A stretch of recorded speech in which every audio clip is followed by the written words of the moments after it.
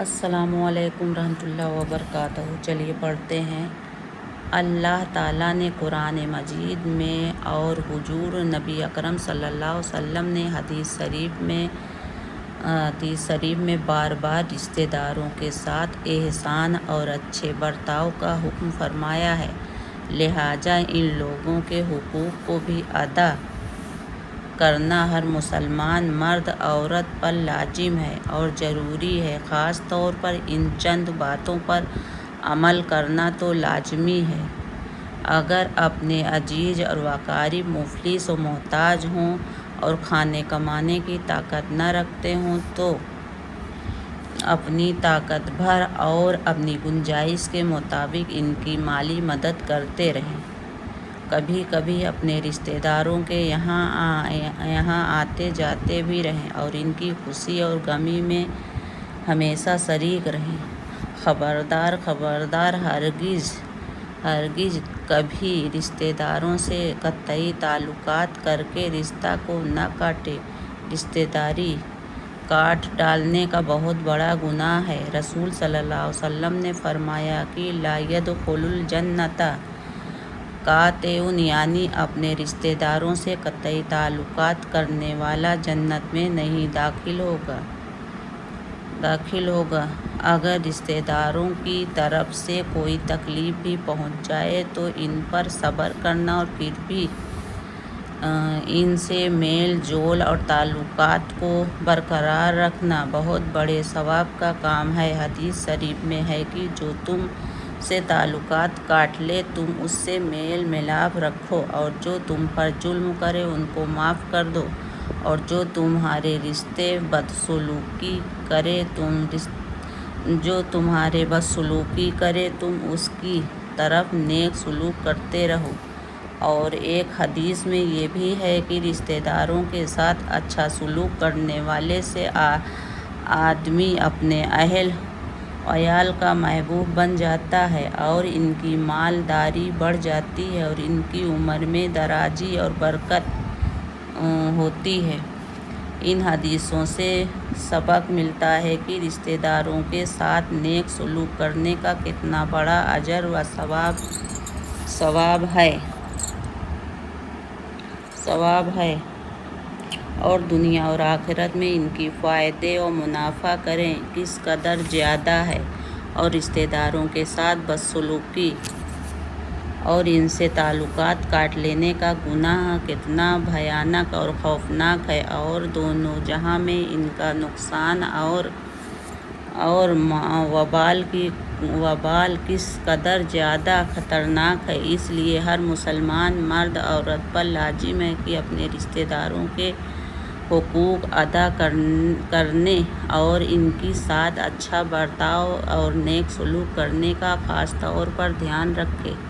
یاد رکھو کہ شریعت کے احکام پر عمل کرنا یہی مسلمان کے لیے دونوں جہاں میں صلاح اور فلاح کا سامان ہے۔ شریعت کو چھوڑ کر کبھی مسلمان دونوں جہاں میں پنپ نہیں سکتا۔ جو لوگ ذرا سی باتوں پر اپنی بہنوں، پھوپھیوں اور خالاؤں اور ماموں، چاچاؤں، بھتیجیوں وغیرہ سے یہ کہہ کر قطعی تعلقات کر لیتے ہیں کہ آج سے میں تیرے رشتہ دار نہیں اور تو بھی میرا رشتہ دار نہیں، اور پھر سلام کلام ملنا جلنا بند کر دیتے ہیں، یہاں تک کہ رشتہ داروں کی شادی غمی کی تقریبات کا بائیکاٹ کر دیتے ہیں۔